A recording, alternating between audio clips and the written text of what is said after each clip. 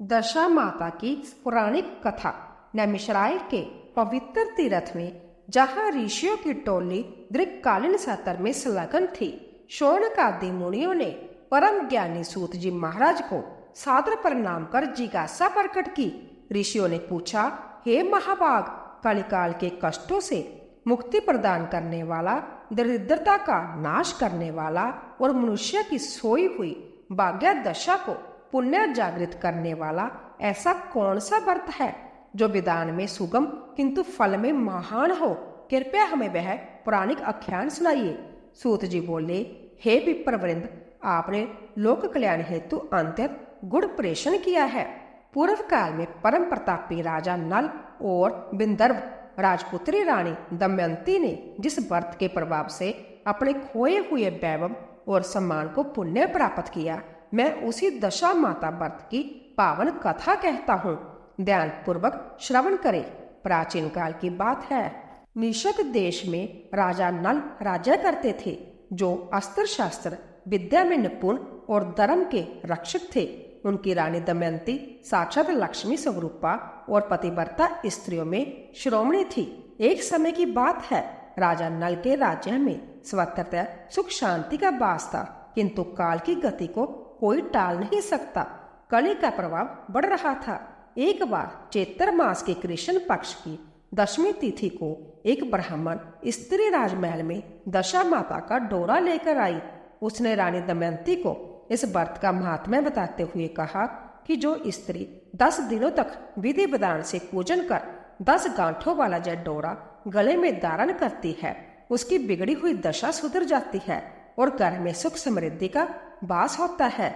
रानी दमयंती ने श्रद्धापूर्वक वह डोरा ग्रहण किया और व्रत का संकल्प लिया। रानी ने उस पवित्र सूत्र को अपने गले में धारण कर लिया। कुछ समय पश्चात जब राजा नल रानी के कक्ष में आए तो उनकी दृष्टि रानी के कंठ में बंधे उस कच्चे सूत के डोरे पर पड़ी। राजा ने पूछा, प्रिय, तुम तो बहुमूल्य स्वर्ण और रत्नों के आभूषण धारण करती हो, फिर इस तुच्छ धागे को गले में पहनने का क्या प्रयोजन है? क्या यह तुम्हारे सौंदर्य के अनुरूप है? रानी ने विनम्रता पूर्वक उत्तर दिया, महाराज, यह कोई सामान्य धागा नहीं है, यह दशा माता का आशीर्वाद है। यह हमारी सुख संपत्ति की रक्षा करने वाला रक्षक सूत्र है। किंतु कली के प्रभाव से राजा की बुद्धि भ्रष्ट हो चुकी थी। उन्होंने अहंकार वश कहा, क्या राजा नल का वैभव इस कच्चे धागे पर निर्भर है? मेरी भुजाओं में इतना बल है कि मैं संभव अपने भाग्य का विधाता हूँ। ऐसा कहकर राजा ने वह डोरा रानी के गले से खींचकर तोड़ दिया और उसे भूमि पर फेंक दिया।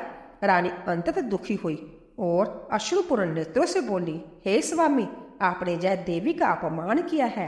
यह साक्षात घर की लक्ष्मी का तिरस्कार है। ईश्वर न करे कि हमें इसका दुष्परिणाम भोगना पड़े।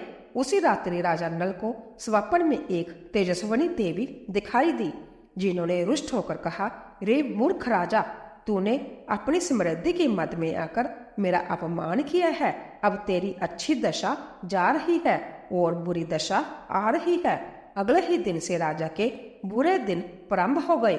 उनका छोटा भाई पुष्कर, जो कली के प्रभाव में था, राजा को दूत क्रीड़ा अर्थात जुए के लिए आमंत्रित करने लगा।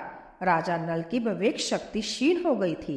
वह एक एक करके अपना संपूर्ण राज्य, कोष, हाथी, घोड़े और सेना हार गए। अंत में उनके पास पहनने के वस्त्रों के अतिरिक्त कुछ न बचा। पुष्कर ने उन्हें राज्य छोड़ने की आज्ञा दी। अपमानित और विपदा में गिरे राजा नल अपनी पत्नी दमयंती के साथ वन की ओर चल दिए। वन का मार्ग अंततः दुर्गम था।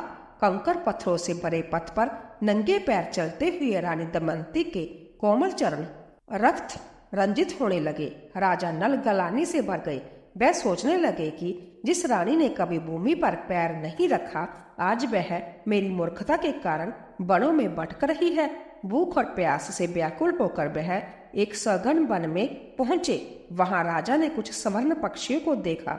राजा ने अपने तन का एकमात्र वस्त्र उन पर डाल दिया ताकि उन्हें पकड़कर अपनी और रानी की जठराग्नि शांत कर सके, किंतु वह पक्षी राजा का वह वस्त्र लेकर आकाश में उड़ गए। अब राजा नल पूर्णतः निवस्त्र रह गए। उन्होंने दमयंती के वस्त्र का ही एक बाग फाड़कर संध्या को ढका। राजा ने सोचा कि यदि दमयंती मेरे साथ रहेगी तो इसे और भी कष्ट भोगने पड़ेंगे। यदि मैं इसे यहीं छोड़ दूं तो यह अपने पिता के पास चली जाएगी और सुखी रहेगी। इसी विचार के साथ जब रानी गहरी निद्रा में थी, राजा नल उन्हें छोड़कर अंततः दुखी मन से घने वन के अंधकार में विलीन हो गए। जब दमयंती की आंख खुली तो अपने स्वामी को ना पाकर वह विलाप करने लगी। उसकी चीख से वन के पशु पक्षी भी व्यथित हो उठे। एकांकी दमयंती हिंस्र पशु और भयंकर विपत्तियों के बीच भटकने लगी, किंतु उसका सती तत्व और ईश्वर पर अटूट विश्वास ही उसका एकमात्र संबल था। भयंकर निर्जन वन में अकेली रानी दमयंती हाहाकार करने लगी। उनके करुण क्रदन से दिशाएं गूंज उठी। वह चिल्लाकर कहती, हे प्राणनाथ, आप मुझे इस गहन अरण्य में हिंस्र पशुओं के माध्य छोड़कर कहाँ चले गए? क्या मेरा सती तत्व आपकी रक्षा के लिए पर्याप्त नहीं था? भूख प्यास और वियोग से व्याकुल होकर दमयंती इधर उधर भटकने लगी। मार्ग में उन्हें एक विशाल अजगर ने पकड़ लिया, किंतु एक शिकारी ने उनकी रक्षा की। फिर भी विपत्तियां कम न हुई। उस व्याध की कुदृष्टि से बचने के लिए दमयंती को उसे श्राप देना पड़ा, जिससे वह भस्म हो गया। अंत भटकते हुए रानी चेदी देश की राजधानी में पहुंची। वहां की राजमाता ने उनके चेहरे पर राजसी तेज देखकर उन्हें दासी के रूप में अपनी पुत्री सुनंदा की सेवा में रख लिया। दमयंती वहां सैरेंद्री बनकर रहने लगी, किंतु उनका मन निरंतर राजा नल के विरह में जलता रहता था। इधर राजा नल की दशा और भी दयनीय थी। वह वन में भटकते हुए एक भीषण दावानल अर्थात वन की अग्नि के समीप पहुंचे। वहां उन्होंने एक नाग को अग्नि के बीच घिरा देखा। वह नाग कोई साधारण सर्प नहीं, अपितु नागराज करकोटक था। करकोटक ने पुकारा, हे पुण्यश्लोक नल, मेरी रक्षा करो। राजा नल ने दयावश अपनी चादर फैलाकर उस नाग को अग्नि से बाहर निकाला। जैसे ही नाग बाहर आया, उसने राजा को डस लिया। विष के प्रभाव से राजा नल का सुंदर और गौरववर्ण शरीर तुरंत ही कुरूप, काला और बौना हो गया। राजा ने आश्चर्य से पूछा, हे नागराज, मैंने तो आपके प्राण बचाए, फिर आपने मुझे यह प्रतिदान क्यों दिया? करकोटक ने उत्तर दिया, हे राजन, यह आपके हित के लिए ही है। आपके शरीर में कली का वास था। मेरे विष की ज्वाला से कली निरंतर दग्ध होगा और आपको कष्ट नहीं दे पाएगा। अब आप अपनी इस क्रूरता के कारण पहचानने नहीं जाएंगे। आप अयोध्या के राजा ऋतुपर्ण के पास जाएं और बाहुक नाम से उनके सारथी बन जाएं। वहां आप अशुभ विद्या के बदले उनसे जुए की विद्या सीखेंगे, जिससे आपका खोया वैभव वापिस आएगा। राजा नल ने वैसा ही किया और राजा ऋतुपर्ण के जहां अशुभ पाल के रूप में रहने लगे। समय व्यतीत होता रहा। दमयंती के पिता राजा भीम ने अपनी पुत्री और दामाद की खोज में चारों दिशाओं में दूत भेजे। अंत्य सुदेव नामक ब्राह्मण ने चेदी देश में दमयंती को पहचान लिया और उन्हें आदरपूर्वक विदर्भ देश पहुंचाया। अपने पिता के घर पहुंचकर भी दमयंती का हृदय शांत नहीं था। उन्होंने राजा नल को खोजने हेतु एक जुक्ति निकाली। उन्होंने घोषणा करवाई कि रानी दमयंती का द्वितीय स्वयंवर होने जा रहा है। यह समाचार सुनकर राजा ऋतुपर्ण अपने कुशल सारथी बाहुक अर्थात नल के साथ विदर्भ की ओर प्रस्थान कर गए। मार्ग में बाहुक ने अपनी अशुभ संचालन की अवैध कला दिखाई, जिससे ऋतुपर्ण चंकित रह गए। बदले में ऋतुपर्ण ने नल को जुए की वह गुप्त विद्या प्रदान की जो कली के प्रभाव को नष्ट करने वाली थी। जैसे ही नल ने वह विद्या प्राप्त की, उनके शरीर से कली बाहर निकल गया। जब वह विदर्भ पहुंचे तो दमयंती ने बाहुक की पाककला और रथ हाँकने की शैली से पहचान लिया कि यही उनके पति नल है। यद्यपि उनका रूप विकृत था, किंतु हृदय वही था। दोनों का मिलन हुआ, किंतु राजा नल अपनी कुरूपता और दरिद्रता के कारण अत्यंत लज्जित थे। इसी समय वन में विचरण करते हुए महर्षि कपिल वहां पधारे।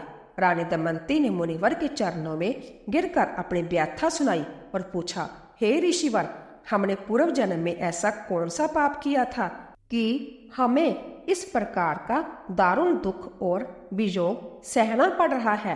कृपया कर वह मार्ग बताइए जिससे मेरे स्वामी का कष्ट दूर हो और हमारी खोई हुई गारिमा पुण्य प्राप्त हो। महर्षि कपिल ने दिव्य दृष्टि से देखा और बोले, हे पुत्री दमयंती, तुम विचलित ना हो, यह सब समय की गति और देवी की माया है। राजा नल ने अनजाने में दशा माता के डोरे का अपमान किया था, उसी के फलस्वरूप यह दुर्भाग्य उत्पन्न हुआ है। जब तक देवी प्रसन्न नहीं होगी यह संकट समाप्त नहीं होगा। अंत्य तुम पुण्य चैत्र मास के कृष्ण पक्ष की दशमी से प्रारंभ होने वाले दशा माता व्रत का अनुष्ठान करो। 10 दिनों तक पूर्ण पवित्रता के साथ पिप्पल के वृक्ष का पूजन करो और विधि पूर्वक कथा का श्रवण करो। देवी की कृपा से ही भाग्य की रेखाएं बदलती है। महर्षि के आदेश अनुसार दमयंती ने अंतत श्रद्धा के साथ व्रत की तैयारी प्रारंभ की।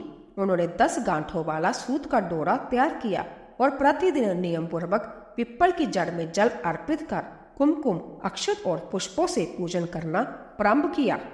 वह दिन में केवल एक बार बिना नमक का भोजन करती और भूमि पर शयन करती थी। उनकी तपस्या और भक्ति को देखकर वन के देवगण भी प्रसन्न हो उठे। धीरे धीरे 10वें दिन की तिथि आई जो महापूजा का दिन था। दशा माता के व्रत का 10वां दिन अत्यंत पावन और निर्णयकारी था। रानी दमयंती ने प्रातःकाल ब्रह्मा मुहूर्त में उठकर पवित्र जल से स्नान किया और सूर्य देव को अर्घ्य देकर महर्षि कपिल के बताए अनुसार पूजन की सामग्री एकत्रित की। उन्होंने सुगंधित चंदन, पुष्प, अक्षत, धूप और नैवेद्य के साथ उस स्थान का चयन किया जहां एक प्राचीन और विशाल पीपल का वृक्ष स्थित था। पौराणिक मान्यताओं के अनुसार पीपल के वृक्ष में साक्षात भगवान विष्णु और लक्ष्मी का वास होता है और दशा माता का स्वरूप भी इसी वृक्ष में प्रतिष्ठित माना जाता है। रानी ने कच्चे सूत के 10 धागों को मिलाकर एक डोरा तैयार किया और उसमें 10 गांठें बांधी जो जीवन की 10 दिशाओं और मनुष्य की 10 इंद्रियों के संयम का प्रतीक था। प्रत्येक गांठ बांधते समय उन्होंने ओम ह्रीं श्री दशा मात्राय नमः मंत्र का मानसिक जप किया। दमयंती ने भक्ति भाव से पीपल की जड़ में कच्चा दूध और जल अर्पित किया और उसके तने पर 10 बार कुमकुम के तिलक लगाए। तत्पश्चात उन्होंने उस पवित्र डोरे को हाथ में लेकर पीपल के वृक्ष की 10 परिक्रमाएं की। प्रत्येक परिक्रमा के साथ वह मन ही मन प्रार्थना कर रही थी, हे माता, अज्ञानवश मेरे स्वामी ने जो अपराध किया था उसे क्षमा करे, हमारी विपत्ति के काले मेघों को छांट दे और हमें पुण्य धर्म के मार्ग पर प्रतिष्ठित करे। पूजन के उपरांत दमयंती ने उस डोरे को अपने गले में धारण कर लिया। उसी समय एक चमत्कार घटित हुआ। जैसे ही रानी ने व्रत पूर्ण कर कथा का श्रवण किया, आकाश से पुष्प वर्षा होने लगी और संपूर्ण वातावरण एक अलौकिक सुगंध से भर गया। राजा नल जो बाहुक के रूप में वहां खड़े थे, उनके हृदय में अचानक एक तीव्र तड़फ उठी। महर्षि कपिल ने राजा को आदेश दिया, हे राजन, अब संकोच त्यागे, दशा माता प्रसन्न है। अपनी इस कुरूपता को त्यागने के लिए उस दिव्य वस्त्र का स्मरण करें जो नागराज कर्कोटक ने आपको दिया था। राजा नल ने जैसे ही वह वस्त्र धारण किया, उनके शरीर का काला रंग कपूर की भांति उड़ गया और वह पुण्य अपने पूर्ववर्त कामदेव के समान सुंदर और ओजस्वी रूप में प्रकट हो गए। राजा की कांति सूर्य के समान चमक उठी। रानी दमयंती ने जब अपने वास्तविक स्वामी को देखा तो उनके नेत्रों से हर्ष के अश्रु बहने लगे। दंपत्ति ने एक दूसरे को प्रणाम किया और फिर महर्षि के चरणों में गिर पड़े। महर्षि कपिल ने आशीर्वाद देते हुए कहा, हे नल, अब कली का प्रभाव तुम पर निष्प्रभावी हो गया है। तुम्हारी बुद्धि अब निर्मल और स्थिर है। जाओ और अपने खोए हुए राज्य को पुण्य प्राप्त करो। राजा नल और रानी दमयंती विंदर्भ राजा से विदा लेकर पुण्य निषद देश की ओर चले। मार्ग में जो भी उन्हें देखता वही उनकी जय जयकार करता।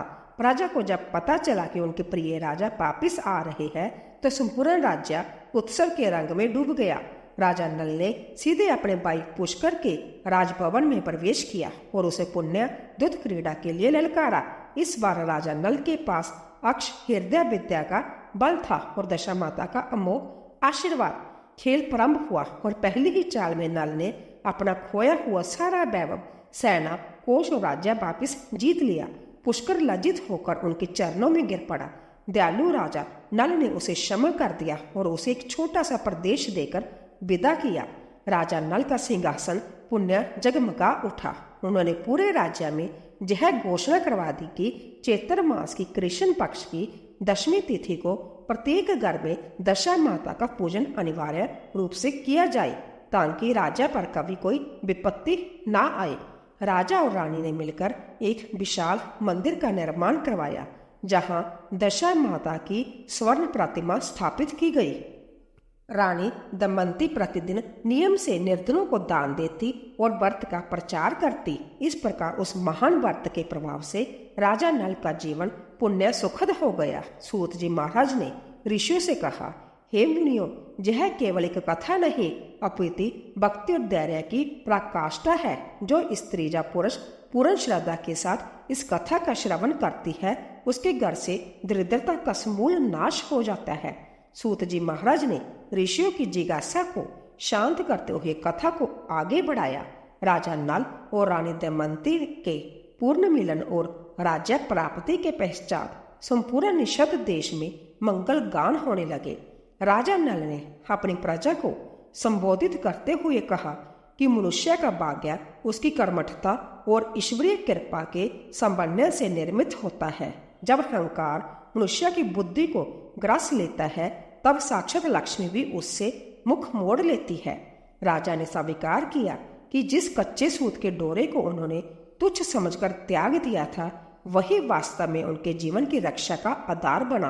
रानी दमयंती ने महल के प्रांगण में एक विशाल यज्ञ का आयोजन किया और नगर की समस्त स्त्रियों को आमंत्रित कर दशा माता व्रत के सूक्ष्म विधान का बोध कराया। दमयंती ने कहा कि यह व्रत केवल ब्रह्मा अडवर नहीं है, अपितु अंत्यकरण की शुद्धि का मार्ग है। चैत्र मास के कृष्ण पक्षी प्रतिपदा से लेकर दशमी तिथि तक चलने वाले इस अनुष्ठान में साधिका को संयम का पालन करना अनिवार्य है। इन 10 दिनों में वर्जित कार्यों को त्याग कर केवल सात्विक विचार धारण करने चाहिए। कथा के इस पड़ाव पर सूत जी ने एक विशेष प्रसंग सुनाया, जिसमें देवी की परीक्षा का वर्णन था। एक समय जब दमयंती व्रत का अध्यापन कर रही थी, तब साक्षात दशा माता एक अत्यंत निर्धन, वृद्ध और व्याधिग्रस्त स्त्री का रूप धरकर राजभवन के द्वार पर आई। उनके वस्त्र फटे हुए थे और शरीर से दुर्गंध आ रही थी। द्वारपालों ने उन्हें भीतर जाने से रोका, किंतु रानी दमयंती ने दूर से ही उस वृद्धा के तेज को पहचान लिया। रानी संध्या नंगे पैर दौड़कर द्वार पर आई और उस वृद्धा को आदर पूर्वक भीतर ले गई। रानी ने अपने हाथों से उस वृद्धा के चरण पखारे और उन्हें स्वर्ण आसन पर बिठाया। उपस्थित रानियों और दासियों ने आश्चर्य से पूछा, हे महारानी, आप इस मलिन वृद्धा की इतनी सेवा क्यों कर रही हो? दमयंती ने मंद मुस्कान के साथ उत्तर दिया, अतिथि देवो भव, और जो दिन हीन की सेवा में तत्पर रहता है, ईश्वर उसी पर प्रसन्न होते हैं। रानी ने उस वृद्धा को भोजन कराया और अपने गले का वह पवित्र दशा माता का डोरा उनके चरणों में अर्पित कर दिया। जैसे ही रानी ने वह डोरा अर्पित किया, वह वृद्धा अचानक अंतर्धान हो गई और उनके स्थान पर चतुर्भुज रूप में जगदम्बा दशा माता प्रकट हुई। उनके एक हाथ में वर्ध मुद्रा थी, दूसरे में अवेग, तीसरे में कमल और चौथे में अक्षय पात्र। संपूर्ण राजभवन अलौकिक प्रकाश से भर गया। देवी ने प्रसन्न होकर कहा, हे दमयंती, तेरी भक्ति और विनय ने मुझे जीत लिया है। राजा नल ने जो अपराध किया था, वह अब पूर्णतः क्षमा योग्य है। तेरे इस राज्य में कभी अकाल नहीं पड़ेगा, कभी महामारी नहीं आएगी और जहाँ की प्रजा सदैव संपन्न रहेगी। जो स्त्री तेरी भांति इस व्रत को श्रद्धा पूर्वक करेगी, उसका सुहाग अचल रहेगा और उसके घर में अन्न धन के भंडार भरे रहेंगे। देवी के अंतर्धान होने के पश्चात राजा नल की बुद्धि और भी सात्विक हो गई। उन्होंने अनुभव किया कि राज्य का वैभव क्षणभंगुर है, किंतु धर्म का प्रभाव शाश्वत है। राजा ने अपनी अशुभ विद्या और अक्ष विद्या का उपयोग केवल धर्म की रक्षा हेतु करने का संकल्प लिया। वनवास के कष्टों ने उन्हें जन जन की पीड़ा को समझने का अनुभव दिया था, जिससे वह एक न्यायप्रिय और दयालु शासक सिद्ध हुए। ऋषियों ने सूत जी से पूछा कि यदि कोई अनजाने में इस व्रत में त्रुटि कर दे तो उसका क्या प्रायश्चित है। सूत जी बोले, हे मुनिवर, देवी दयामयी है। यदि श्रद्धा सच्ची हो और पश्चाताप का भाव जागृत हो तो मात्र कथा के श्रवण और क्षमा प्रार्थना से ही दोष दूर हो जाते हैं।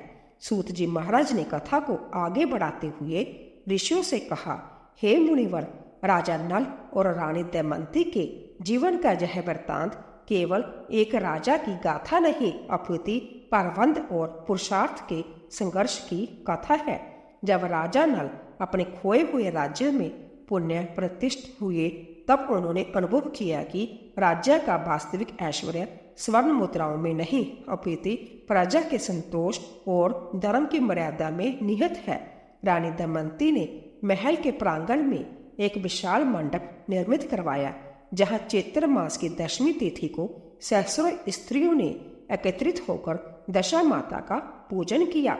रानी ने संध्या अपने हाथों से रेशमी और सूती धागों को कुमकुम और हल्दी से रंजित कर 10 गांठों वाले डोरे तैयार किए और उन्हें श्रद्धापूर्वक वितरित किया। इस अवसर पर एक अद्भुत घटना घटी। नगर की एक अत्यंत निर्धन वृद्धा, जिसके पास न पहनने को वस्त्र थे और न ही चढ़ाने को पुष्प, राजभवन के द्वार पर संकोचवश खड़ी थी। वह मन ही मन सोच रही थी, क्या मुझ जैसी दरिद्र स्त्री को भी देवी के दर्शन का सौभाग्य प्राप्त होगा। रानी दमयंती की दृष्टि उस पर पड़ी। उन्होंने संध्या आगे बढ़कर उस वृद्धा का हाथ थामा और उसे अपनी बगल में बिठाया। रानी ने कहा, माता, इस व्रत में ऊंच नीच का कोई भेद नहीं है। दशा माता तो केवल भाव की भूखी है। जो शुद्ध अंतकरण से उन्हें पुकारता है वह उसे अपनी गोद में स्थान देती है। रानी ने उस वृद्धा को नवीन वस्त्र भेंट किए और उसे व्रत की संपूर्ण विधि समझाई। रानी दमयंती ने उस वृद्धा से कहा कि पूजन के समय 10 कहानियां सुनी जाती हैं, जिनमें नल दमयंती का यह पावन चरित्र मुख्य है। कथा के श्रवण मात्र से मनुष्य के पूर्वकृत पापों का शमन हो जाता है और आने वाली विपत्तियां टल जाती हैं। राजा नल ने भी उस दिन घोषणा की कि राज्य के हर ग्रह में, चाहे वह धनिक का हो या निर्धन का, दशा माता का सम्मान होगा।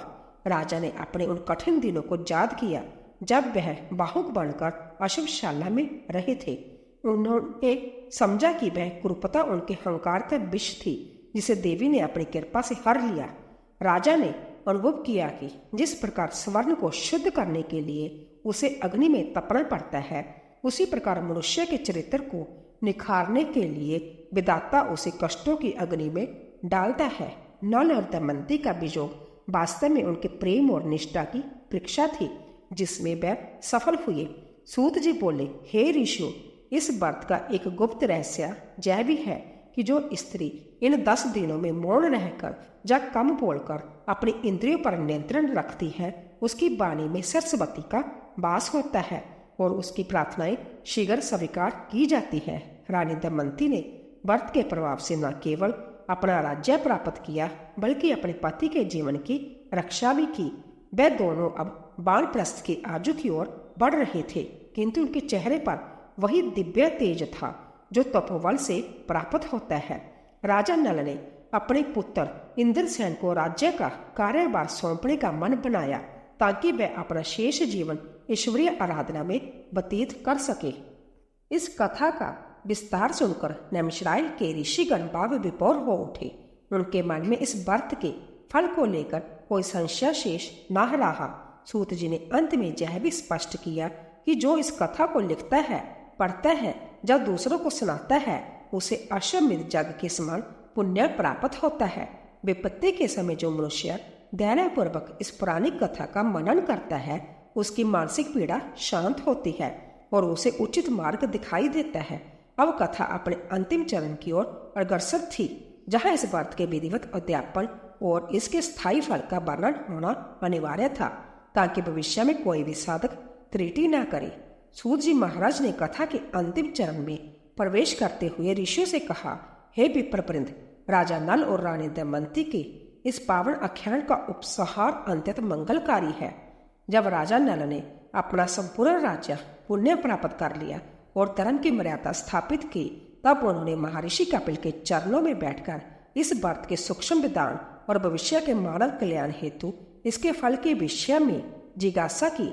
महर्षि ने स्पष्ट किया कि दशा माता व्रत केवल एक पौराणिक अनुष्ठान नहीं, अपितु मनुष्य की गिरते हुए मानसिक और बौद्धिक दशा को उद्धर्मगामी बनाने का अमोघ अस्त्र है। चैत्र मास के कृष्ण पक्ष की प्रतिपदा से दशमी तक चलने वाले इस व्रत में व्रती को प्रतिदिन स्नान के पश्चात पीपल के वृक्ष का पूजन करना चाहिए। पीपल की जड़ में जल, दूध और अक्षत अर्पित कर उसकी 10 परिक्रमाएं करनी चाहिए। प्रत्येक परिक्रमा पर एक सूत का धागा लपेटना चाहिए जो जीवन के 10 विकारों काम, क्रोध, लोभ, मोह, मद, मत्सर, स्वार्थ, अन्याय, अज्ञान और आलस्य के बंधन से मुक्ति का प्रतीक है। पूजन के समय 10 गांठों वाला कच्चा सूत अर्थात डोरा हाथ में लेकर कथा श्रवण का विधान है। इस डोरे को पूरे वर्ष गले में धारण करने से आकस्मिक संकट, रोग और शत्रु बाधा का नाश होता है। भोजन में केवल एक समय अन्न ग्रहण करना चाहिए जिसमें नमक का त्याग अनिवार्य है, क्योंकि नमक तामसिक वृत्ति को बढ़ाता है और व्रत सात्विकता की मांग करता है। महर्षि कपिल ने राजा नल से कहा, हे राजन, जो स्त्री इस व्रत के 10 दिनों तक भूमि पर शयन करती है और परनिद्या का त्याग कर केवल ईश्वरीय गुणगान करती है, साक्षात लक्ष्मी उसके द्वार पर स्थायी निवास करती है। राजा नल और रानी दमयंती ने जीवन के अंतिम काल तक इस व्रत का पालन किया और अंत में दिव्य विमान पर आरूढ़ होकर विष्णु लोक को प्रस्थान किया। उनके राज्य में कभी अकाल नहीं पड़ा और न ही कभी प्रजा में असंतोष व्याप्त हुआ। सूत जी बोले, हे शौनक आदि ऋषियों, जो मनुष्य इस पुरानी कथा को श्रद्धापूर्वक सुनता है उसकी सोई हुई किस्मत जाग जाती है। यदि किसी के घर में कलह हो, व्यापार में हानि हो रही हो या संतान सुख में बाधा हो, तो उसे नियम पूर्वक दशा माता का यह डोरा धारण कर चैत्र मास में पूजन करना चाहिए। देवी की कृपा से निर्धन को धन, रोगी को काया और निसंतान को संतान की प्राप्ति होती है। यह व्रत मनुष्य को धैर्यवान बनाता है, जैसे कि राजा नल वनवास के घोर कष्टों में भी अधर्म के मार्ग पर नहीं चले। रानी दमयंती का सती तत्व और उनकी अटूट भक्ति ही थी जिसने साक्षात काल को भी पीछे हटने पर विवश कर दिया। इस प्रकार नैमिषारण्य में सूत जी महाराज द्वारा वर्णित यह दशा माता व्रत महात्म्य संपन्न हुआ। ऋषियों ने परम संतुष्ट होकर सूत जी की वंदना की और इस ज्ञान को जन जन तक पहुंचाने का संकल्प लिया। जो भी इस कथा का पाठ करता है अथवा सुनता है, उस पर आदि शक्ति जगदम्बा की सदैव अनुकंपा बनी रहती है और अंत समय में उसे परम पद की प्राप्ति होती है। इति श्री दशा माता पौराणिक व्रत कथा संपूर्ण। सूत जी महाराज ने कथा के महात्म का उपसंहार करते हुए ऋषि से कहा, हे मुनिवर, राजा नल और रानी दमयंती के इस पावन आख्यान का श्रवण मात्र ही मनुष्य के परवंध के दोषों को शालित करने वाला है। जब राजा नल अपने संपूर्ण वैभव के साथ पुण्य सिंहासन आरूढ़ हुए, तब उन्होंने अनुभव किया कि भौतिक संपदा तो केवल देवी की छाया मात्र है, वास्तविक निधि तो वह भक्ति है जो विषम परिस्थितियों में भी डगमगाती नहीं। रानी दमयंती ने चैत्र मास की दशमी तिथि को एक विशाल उत्सव का आयोजन किया, जिसमें निषद देश की समस्त नारियों ने सामूहिक रूप से दशा माता का पूजन किया। रानी ने संभव अपने कर कमलों से 10 गांठों वाला पवित्र डोरा अभिमंत्रित कर प्रजा को प्रदान किया। इस अवसर पर आकाश से देवदुदुम्बियां बज उठी और गंधर्वों ने मंगल गान किया। महर्षि कपिल ने इस व्रत के स्थायी विधान को स्पष्ट करते हुए कहा कि जो मनुष्य वर्ष भर इस कच्चे सूत के डोरे को अपने कंठ या दाहिनी भुजा में धारण करता है, उस पर किसी भी प्रकार के अविचार, तंत्र मंत्र या नकारात्मक ग्रहों का प्रभाव निष्प्रभावी हो जाता है। यह डोरा केवल धागा नहीं, अपितु भगवती दशा माता का रक्षक कवच है। यदि किसी कारणवश यह डोरा टूट जाए या पुराना हो जाए, तो उसे पवित्र नदी या पीपल की जड़ में विसर्जित कर नवीन डोरा धारण करना चाहिए। राजा नल ने भी अपनी अशुभ विद्या और शासन कला का उपयोग प्रजा के दुख निवारण हेतु समर्पित कर दिया। उनके राज्य में अब कोई भी दरिद्र, रोगी या शोकाकुल शेष न रहा।